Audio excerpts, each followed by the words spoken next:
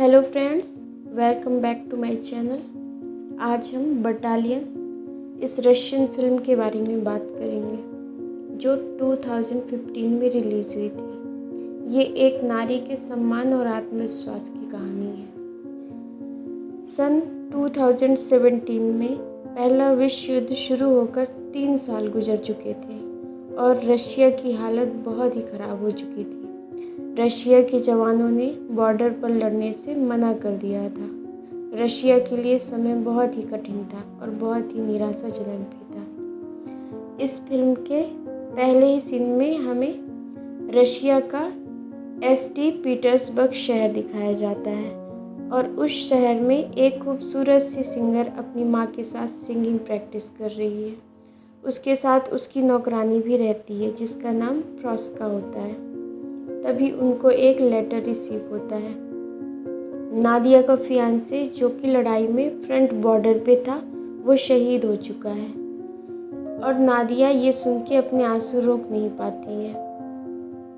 तभी वहाँ नादिया की एक रिश्तेदार आती है जिसका नाम वीरा है, जो उन्हें गुड बाय कहने के लिए आई थी क्योंकि वो लेडीज़ बटालियन में भर्ती होने जा रही थी।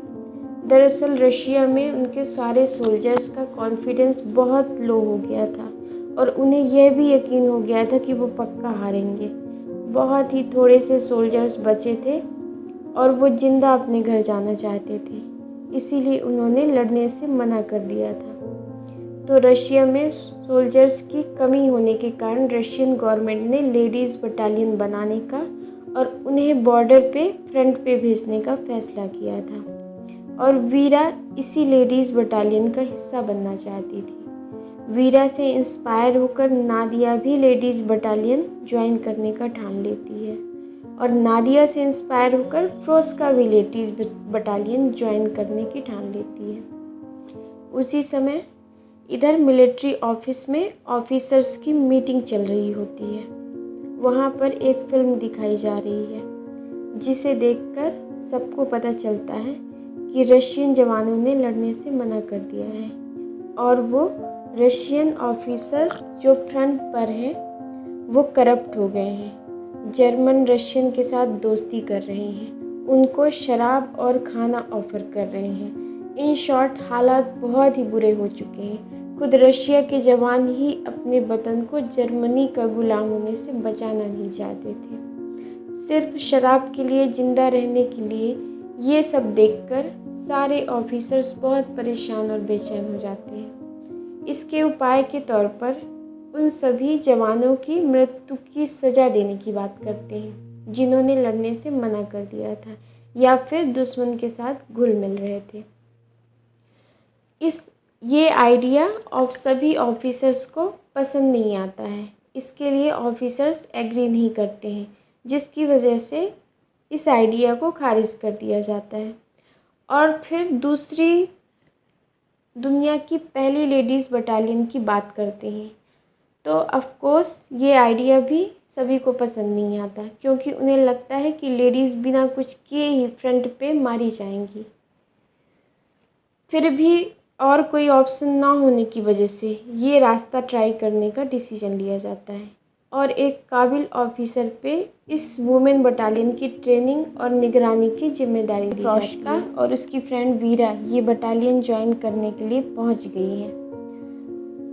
यहाँ पर बहुत सी बहादुर लड़कियाँ और औरतें हैं जो अपने देश के लिए अपना योगदान देना चाहती हैं। यहाँ प्रॉपरली उनका मेडिकल चेकअप किया जा रहा है और जो सच में फ़िट हैं सिर्फ उन्हीं को लिया जा रहा है। यहाँ पर एक ऑफिसर्स की पत्नी भी आती है। वो उसे वापस भेजना चाहता है क्योंकि वो नहीं चाहता कि वो लेडीज़ बटालियन ज्वाइन करे, पर वो नहीं जाती।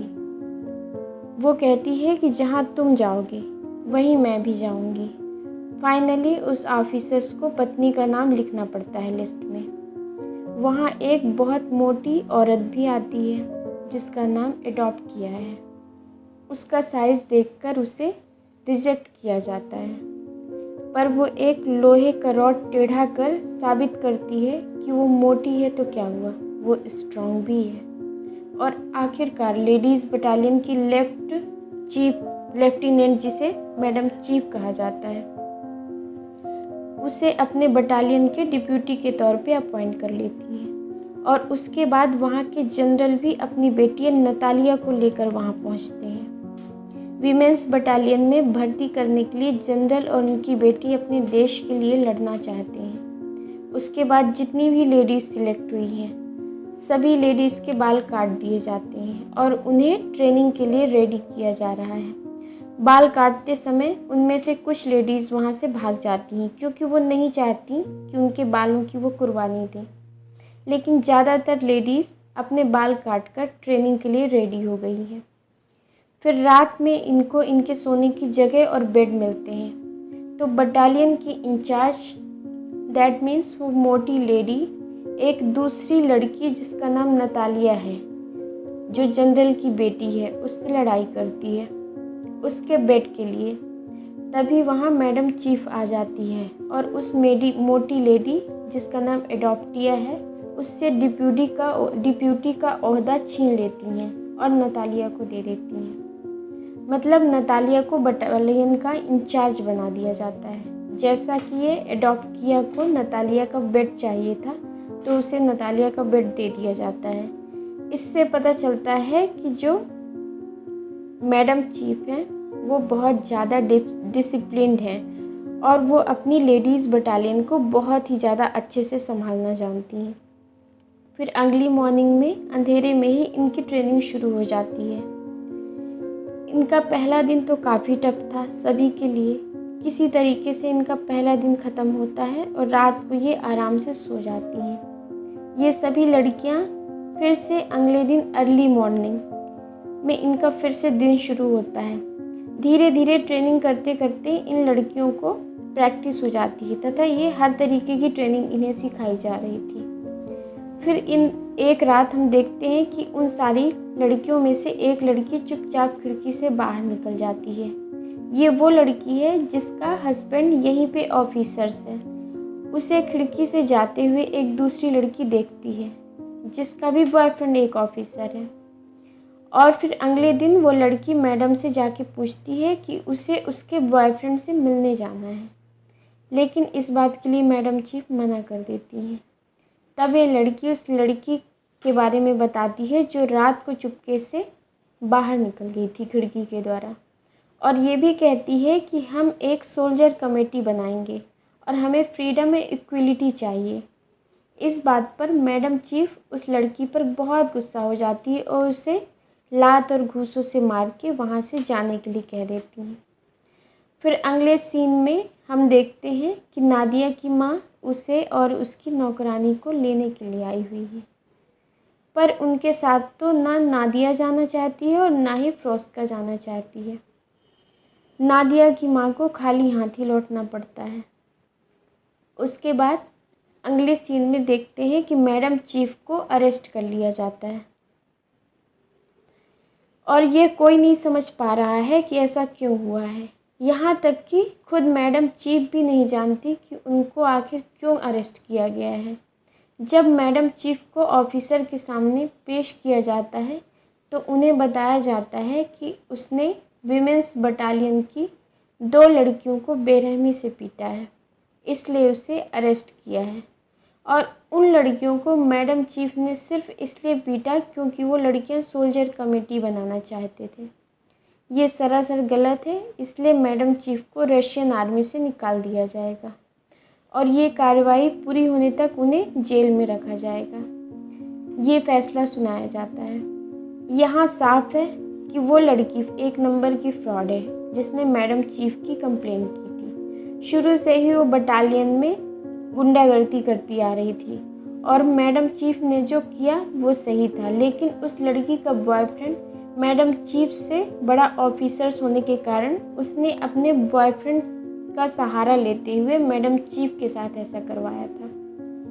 ये खबर जैसे ही लेडीज़ बटालियन की सारी लड़कियों को मिलती है, वो सारी लड़कियां ऑफिस के सामने आ जाती हैं और उनकी इंचार्ज नतालिया ऑफिसर के पास जाकर कहती है कि उनके मैडम चीफ को गैर ज़रूरी कारण से अरेस्ट किया गया है और उसकी लेडीज़ बटालियन को उनकी ज़रूरत है। और उनका कोई गुनाह ना होने के बावजूद आप उन पर कोई भी कार्रवाई नहीं कर सकते। तो ऑफिसर्स नतालिया से कहता है कि मैडम चीफ ने सीनियर ऑफिसर्स के ऑर्डर मानने से मना कर दिया था और ऑर्डर ये थे कि सोल्जर कमेटी इस्टेब्लिशमेंट करने के लिए उससे ये कार्रवाई की गई है। तो इस बात पे नतालिया कहती है कि आपको शायद खबर नहीं की गई है, पर सोल्जर कमेटी ऑलरेडी बनाई जा चुकी है और सोल्जर कमेटी चाहती है कि मैडम चीफ बटालियन फोर्स को ज्वाइन करें। वो ये भी बताती है कि सोल्जर कमेटी बाहर खड़ी हुई है और आपको इनकी मांग पूरी करनी होगी। अगर आप ऐसा नहीं करते हैं तो ये लेडीज़ बटालियन यहाँ से हिलने वाली नहीं है।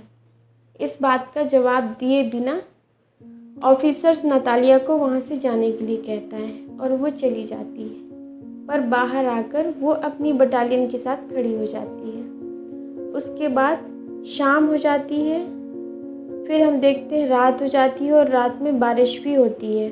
फिर सवेरा हो जाता है, पर लेडीज़ बटालियन अभी भी वहीं के वहीं खड़ी है जहाँ कल खड़ी थी।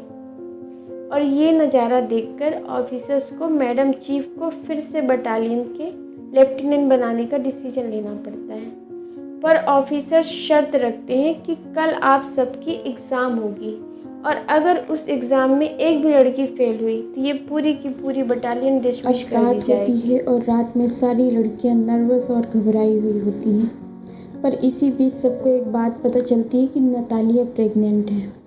मैडम चीफ नतालिया को घर जाने का ऑर्डर देती हैं और बटालियन की दूसरी लड़की जिसका नाम है मिताली डूबा, उसको अगली डिप्यूटी बनाया जाता है।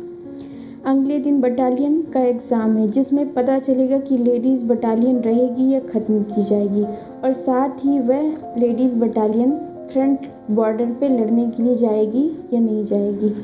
एग्ज़ाम स्टार्ट हो जाता है फाइनली, तथा लड़कियां एग्ज़ाम में अच्छा परफॉर्म कर रही होती हैं, लेकिन बीच में ही नादिया गिर पड़ती है और उसे पैर में चोट लग जाती है।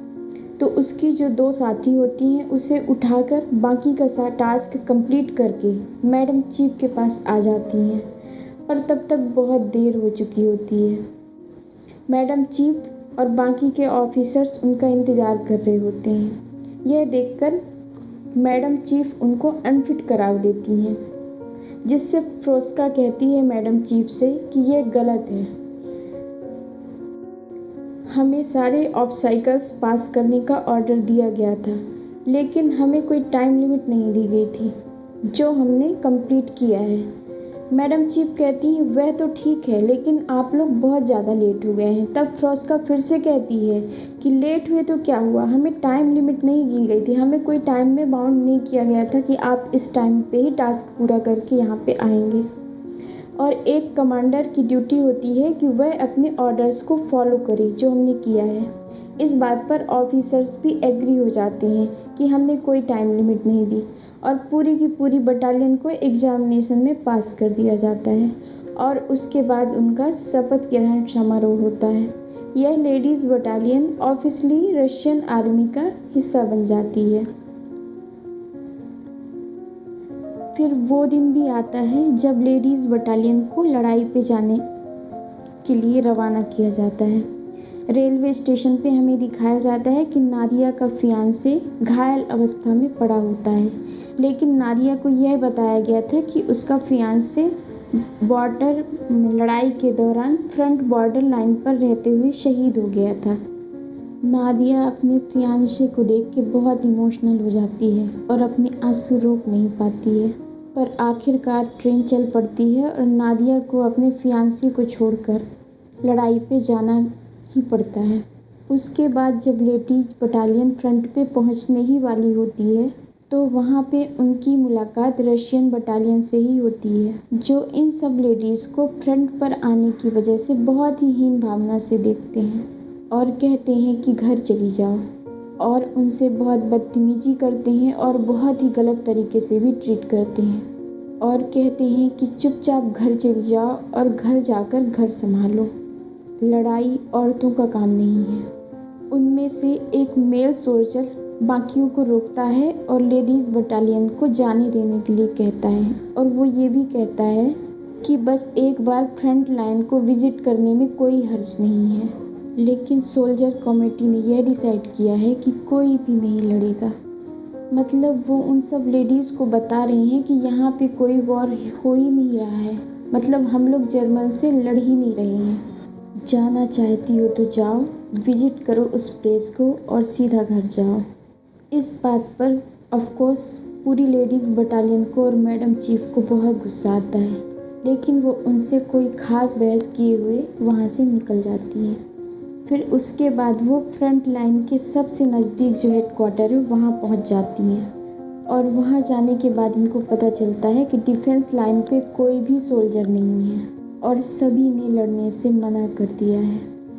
ये बात सुनकर मैडम चीफ को बहुत शौक लगता है और उसके बाद मैडम चीफ अपनी सारी बटालियन को लेके डिफेंस लाइन पे अकेली चली जाती हैं, जहाँ पर ना तो कोई सोल्जर है और ना ही कोई लड़ाई हो रही है।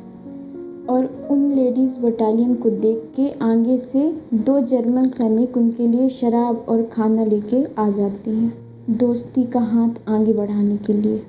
लेकिन पूरी की पूरी लेडीज़ बटालियन अपने देश की ओर समर्पित है। वो अपने देश को जर्मनी का गुलाम होने नहीं देखना चाहती है, तो उनको जर्मन्स की दोस्ती बिल्कुल भी मंजूर नहीं है। और ऐसे में उन दोनों जर्मन्स को लेडीज़ बटालियन की कुछ लड़की पकड़ लेती हैं तथा जर्मन सैनिक और लेडीज़ बटालियन के बीच झड़प हो जाती है। और इस झड़प में 2 जर्मन सैनिकों में से एक जर्मन सैनिक उस जो मोटी लेडी है जिसका नाम होता है एवडोकिया, उसके द्वारा मारा जाता है और दूसरा पकड़ा जाता है। पूरी लेडीज़ बटालियन में किसी ने भी पहली बार इंसान का मर्डर किया था, इसीलिए पूरी की पूरी लेडीज़ बटालियन शॉक में चली जाती है। और वो जो मोटी लेडी जिसने मर्डर किया था एवडोकिया, वो बहुत ज़्यादा शॉक में होती है, जिसे मैडम चीफ संभालती हैं। उसके बाद मैडम चीफ जो जर्मन पकड़ा गया था उसको लेके 2 लड़कियों को उसके साथ हेडक्वार्टर जाने के लिए भेजती हैं। जो 2 लड़कियां इस प्रिजनर को हेडक्वार्टर ले जा रही थी, उनमें से एक लड़की ट्रेंचेस में गिर जाती है। ट्रेंचेस मतलब वो गड्ढे जिस पे रशियन सैनिक खड़े होकर जर्मन सैनिकों पे हमला करते थे। उसी गड्ढे में वो एक लड़की गिर जाती है तथा उसके पैर में चोट लग जाती है। अभी एक ही लड़की उस प्रिजनर को हेडक्वार्टर तक पहुंचाएगी, लेकिन वो लड़की उम्र से और एक्सपीरियंस से बहुत कम है। और ये बात वो जर्मन भांप लेता है और उसे बातों में उलझाकर उसे फंसा लेता है और बड़ी ही आसानी से उसका गला दबाकर उसे ख़त्म कर देता है और वहाँ से भाग जाता है। और फिर उस लड़की की डेड बॉडी देख के मैडम चीफ को और सभी लेडीज़ बटालियन को बहुत ज़्यादा शौक लगता है। उन्होंने ये कभी नहीं सोचा था कि उनमें से कोई एक ऐसे बिना लड़ाई के ही मर जाएगा। और ऐसे समय में भी रशियन सोल्जर इन सारी लेडीज़ को घर जाने के लिए कहते हैं, लेकिन लेडीज़ बटालियन ने अपनी एक साथी की जान खो दी थी। अब उनको अब बदला लेना था, इसलिए वो अब घर जाना बिल्कुल भी नहीं चाह रही थी।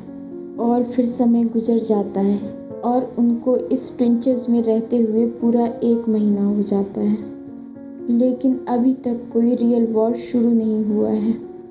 फिर अचानक से उस लड़की को खुशबू आती है, एप्पल की खुशबू। वो बाहर जाकर देखती है तो उनके ऊपर गैस अटैक हो जाता है।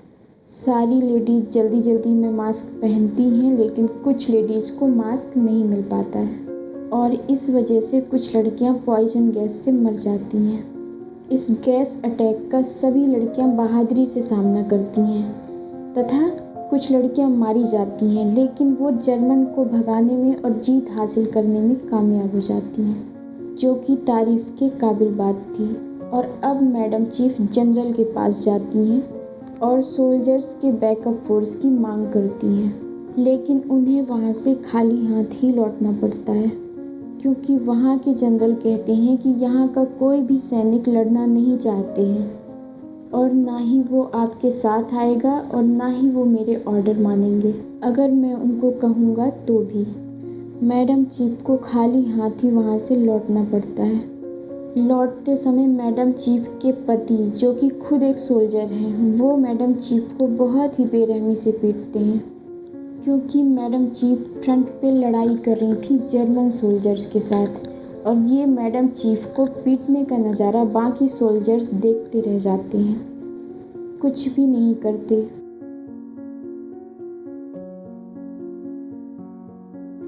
और इतनी बुरी तरीके से पिटने के बाद मैडम चीफ वहीं बेहोश होकर गिर जाती हैं और काफ़ी देर बाद खुद ही उठकर अपनी बटालियन की ओर निकल पड़ती हैं। इधर शहर में मिलिट्री ऑफिस में सिर्फ मीटिंग ही हो रही है।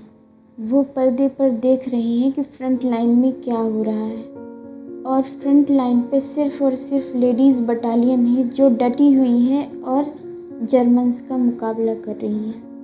ये नज़ारा देखकर ये सारे ऑफिसर्स बहुत बेचैन हो जाते हैं, और यहीं पे नादिया का फियांसे भी उसे फुटेज में देख लेता है घायल अवस्था में। तो एक और ऑफिसर्स और नादिया का फियांसे दोनों फ्रंट पे जाने का डिसीज़न ले लेते हैं और वहाँ जाने के लिए निकल पड़ते हैं। उसके बाद लेडीज़ बटालियन रात के अंधेरे पे जर्मन्स पे अटैक करती है, और ये लड़ाई सवेरा होने तक चलती ही रहती है, और इस लड़ाई में बहुत सारी लेडीज़ मारी जाती है, और उससे भी कई गुना ज़्यादा जर्मन्स को मारने में कामयाब हो जाती हैं, और वहाँ से जर्मन्स को खदेड़ने में भी कामयाब हो जाती हैं। फाइनली इस अटैक में लेडीज़ बटालियन की जीत हो चुकी है, और इस जीत के बाद मैडम चीफ जानती हैं कि जर्मन्स चुप नहीं बैठेंगे, जवाबी हमला, जवाबी अटैक ज़रूर करेंगे। इसीलिए वीरा और नादिया को मैडम चीफ बैकअप फोर्स बुलाने के लिए फिर से हेडक्वार्टर भेजती हैं, लेकिन उन्हें भी वहाँ से खाली हाथ ही लौटना पड़ता है, और वहाँ के सारे सोल्जर्स खुद भी आने के लिए मना करते हैं और मैडम चीफ को भी वापस जाने के लिए कहती हैं, और सारी लेडीज़ बटालियन को भी कहती हैं कि घर जाइए आप लोग। और जैसा कि मैडम चीफ जानती थी, जल्दी ही जर्मन्स ने उनके ऊपर अटैक कर दिया। इधर बैटल फ्रंट पर आने के लिए नादिया का फियांसे और उसके साथ एक और ऑफिसर्स निकल पड़ा है, लेकिन उन्हें बाकी सोल्जर्स जाने से रोक रहे हैं। पर 3-4 ऑफिसर्स सारे सोल्जर्स के बीच में से बैटल फ्रंट पे जाने के लिए बड़ी कठिनाई से निकल पड़ते हैं। इधर लेडीज जर्मन्स के बीच में बड़े बुरे तरीके से फंस चुकी हैं। वो जर्मन्स को मार रही हैं, लेकिन ज़्यादातर वो खुद ही मर रही हैं। जर्मन्स ने पूरी तैयारी के साथ उनके ऊपर हमला किया है। पूरे साहस और जोश के साथ ये लड़कियां जर्मन्स के साथ लड़ते हैं अपने बदन को गुलाम होने से बचाने के लिए, पर मुकाबले में वो थोड़ी सी कम पड़ रही हैं। जर्मन्स उनके ऊपर इस बार भारी पड़ रहे थे। जर्मन्स उनके ट्रेंचेस में घुस गए हैं और चारों तरफ से फायरिंग कर रहे हैं। जर्मन्स के साथ साथ लेडीज़ भी मर रही हैं। जर्मन्स ने चारों तरफ से लेडीज़ को घेर लिया है और वो चारों तरफ से अटैक कर रही हैं। सारी लेडीज़ ट्रेंचेस में आके फंस गई हैं। उनके हर तरफ हाथों में राइफल लिए जर्मन्स हैं। अब बहुत कम लेडीज़ भी बची हुई हैं। ज़्यादातर लड़कियां मर चुकी हैं। मैडम चीफ को भी डर लग रहा है, और शायद ये इन सब का आखिरी पल है। सभी लेडीज़ एक दूसरे को फेयरवेल देते हुए जर्मन्स की गोलियों का इंतज़ार करते हुए प्रार्थना करने लगती हैं, पर अचानक उनके पीछे से किसी तरह की आवाज़ आने लगती है। मैडम चीफ पीछे मुड़कर देखती हैं, तथा उनके साथ सारी लेडीज़ भी पीछे मुड़कर देखती हैं, तो वहाँ रशियन फोर्स थी जो अब तक लड़ना नहीं चाहती थी। अचानक उनके अंदर देश प्रेम की भावना आ गई और उनके अंदर का इंसान जाग गया, और वो इस लेडीज़ बटालियन की मदद करने के लिए पहुंच गए थे। और यहीं पर ये फिल्म ख़त्म हो जाती है। आपको इस फिल्म की स्टोरी कैसी लगी कमेंट करके ज़रूर बताइए, और आप कौन सी फिल्म की स्टोरी जानना चाहते हैं आप कमेंट में ज़रूर बताइए। और मेरा एक ये न्यू चैनल है, इसलिए प्लीज़ आप लोग सपोर्ट कीजिए।